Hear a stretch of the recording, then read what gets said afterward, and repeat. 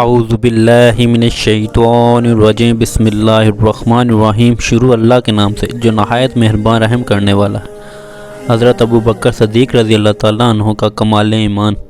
حضرت ابو بکر صدیق رضی اللہ تعالیٰ عنہ کا ایمان سارے صحابہ میں سب سے زیادہ کامل تھا، جس کا ثبوت بہت سے واقعات سے ملتا ہے۔ حدیبیہ میں جن شرطوں پر صلح ہوئی ان میں ایک شرط یہ بھی تھی کہ مکہ کے مسلمانوں یا کافروں میں سے اگر کوئی شخص مدینہ چلا جائے تو وہ واپس کر دیا جائے گا، لیکن اگر کوئی مسلمان مدینہ سے مکہ چلا آئے تو اسے واپس نہیں کیا جائے گا۔ ابھی صلح نامہ پر طرفین کے دستخط نہیں ہوئے تھے کہ ابو جندل رضی اللہ تعالیٰ عنہ جو مسلمان ہو چکے تھے مکہ معظمہ سے گرتے پڑتے اور اپنی بیڑیاں گھسیٹتے ہوئے حدیبیہ کے مقام پر مسلمانوں کے درمیان آ گئے۔ سہیل بن عمر جواب ابو جندل رضی اللہ تعالیٰ عنہ کا باپ تھا اور کفار مکہ کی طرف سے صلح کی گفتگو کرنے کے لیے حدیبیہ آیا تھا۔ جب اس نے اپنے بیٹے کو دیکھا تو کہا کہ ابو جندل کو آپ میری طرف واپس کر دیں۔ حضور صلی اللہ علیہ وسلم نے فرمایا کہ ابھی تو صلح نامہ پر فرقین کے دستخط ہی نہیں ہوئے ہیں، لہذا یہ معاہدہ تمہارے اور ہمارے دستخط ہو جانے کے بعد ہی نافذ ہوگا۔ اس نے کہا تو جائیں، ہم آپ سے صلح نہیں کریں گے۔ حضور صلی اللہ علیہ وسلم نے فرمایا اے سہیل، ابو جندل کو میرے پاس رہنے کی تم اپنی طرف سے اجازت دے دو۔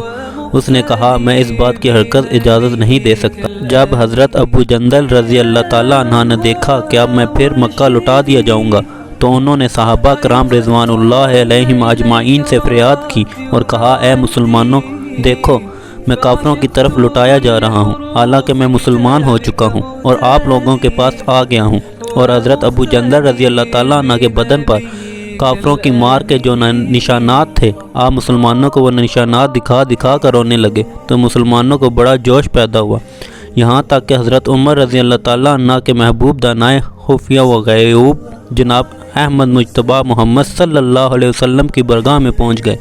اور عرض کیا کہ آپ اللہ کے سچے رسول نہیں ہیں؟ ارشاد فرمایا کیوں نہیں، یعنی ہاں میں اللہ کا سچا رسول ہوں۔ پھر حضرت عمر رضی اللہ تعالیٰ نے عرض کیا کہ ہم حق پر اور کفار باطل پر نہیں ہیں؟ حضور صلی اللہ علیہ وآلہ وسلم نے فرمایا کیوں نہیں، یعنی بے شک ہم حق پر ہیں اور کافر باطل پر ہیں۔ اس جواب پر حضرت عمر رضی اللہ تعالیٰ عنہ نے کہا تو پھر ہم دین کے معاملے میں دب کر کیوں صلح کریں؟ حضور صلی اللہ علیہ وسلم نے فرمایا اے عمر، بے شک میں اللہ کا رسول صلی اللہ علیہ وسلم ہوں، میں اس کی نافرمانی کبھی نہیں کر سکتا اور میرا مددگار وہی ہے۔ پھر حضرت عمر رضی اللہ تعالیٰ عنہ نے کہا کیا آپ یہ نہیں فرمایا کرتے تھے کہ ہم بیت اللہ شریف کا طواف کریں گے؟ حضور صلی اللہ علیہ وآلہ وسلم نے فرمایا ٹھیک ہے، مگر ہم نے یہ کب کہا تھا کہ اسی سال طواف کریں گے؟ حضرت عمر رضی اللہ تعالیٰ عنہ نے کہا کہ ہاں یہ صحیح ہے کہ آپ نے اسی سال کے لیے نہیں فرمایا تھا۔ پھر حضرت عمر رضی اللہ تعالیٰ عنہ حضرت ابو بکر صدیق رضی اللہ تعالیٰ عنہ کے پاس گئے اور ان سے بھی اسی قسم کی گفتگو کی تو حضرت صدیق اکبر رضی اللہ تعالیٰ عنہ نے فرمایا الزم غرضہ، یعنی ان کی رکاب تھامے رہو اور ان کے دامن سے لگے رہو، بے شک وہ اللہ کے رسول ہیں اور اللہ ان کا معاون اور مددگار ہے۔ حضرت ابو بکر صدیق رضی اللہ تعالیٰ عنہ کے اس جواب سے حضرت عمر رضی اللہ تعالیٰ عنہ کا جوش ٹھنڈا ہو گیا۔ حدیبیہ میں حضور صلی اللہ علیہ وآلہ وسلم نے جس طرح صلح فرمائی، اس سے مسلمانوں کی ناگواری اور رنج و غم کا یہ عالم رہا کہ تکمیل معاہدہ کے بعد 3 بار حضور صلی اللہ علیہ وسلم نے فرمایا کہ اٹھو، قربانی کرو اور سر منڈوا کر احرام کھول دو، مگر کوئی اٹھنے کو تیار نہ ہوتا تھا،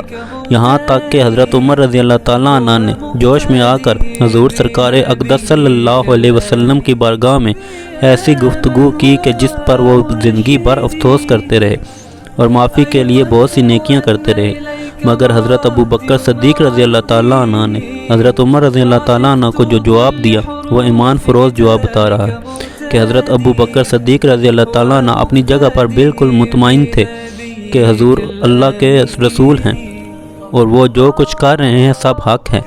ہر حال میں اللہ تعالیٰ ان کی مدد فرمائے گا۔ اس واقعہ سے صاف ظاہر ہے کہ حضور صلی اللہ علیہ وسلم کی رسالت و نبوت پر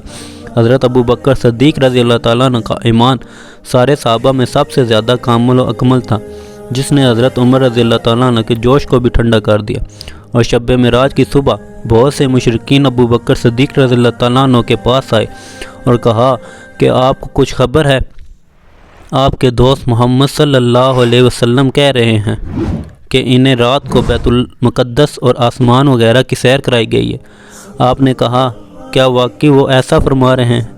ان لوگوں نے کہا ہاں وہ ایسا کہہ رہے ہیں۔ تو آپ نے فرمایا انی لا صدقت بالبعد من ذالک، یعنی اگر اس سے بھی زیادہ بیداز قیاس اور حیرت انگیز خبر دیں تو بے شک میں اس کی بھی تصدیق کروں گا۔ اور غزوہ بدر میں آپ کے صاحبزادے حضرت عبد الرحمن کفار مکہ کے ساتھ تھے۔ اسلام قبول کرنے کے بعد انہوں نے اپنے والد حضرت ابو بکر صدیق رضی اللہ تعالیٰ عنہ سے کہا کہ آپ جنگ بدر میں کئی بار میرے زاد میں آئے، لیکن میں نے آپ سے صرف نظر کی اور آپ کو قتل نہیں کیا۔ اس کے جواب میں صدیق اکبر رضی اللہ تعالیٰ عنہ نے فرمایا یعنی اے عبد الرحمن، اگر تم میرے سامنے آ جاتے تو میں صرف نظر نہ کرتا بلکہ تم کو قتل کر دیتا۔ ان واقعات سے بھی یہ ثابت ہوتا ہے کہ حضرت ابو بکر صدیق رضی اللہ تعالیٰ عنہ کا ایمان سارے صحابہ میں سب سے زیادہ کامل تھا، بلکہ درجہ کمال کی انتہا کو پہنچا ہوا تھا، یہاں تک کہ امام بیہقی نے شعب الایمان میں حضرت عمر فاروق رضی اللہ تعالیٰ عنہ کا یہ قول نقل کیا ہے کہ پوری زمین کے مسلمانوں کا ایمان اور حضرت ابو بکر صدیق رضی اللہ تعالیٰ عنہ کا ایمان اگر وزن کیا جائے تو حضرت صدیق اکبر رضی اللہ تعالیٰ عنہ کا ایمان کا پلہ بھاری ہو۔ فعشقت كل حروف كتابك مهتدي ومقتدي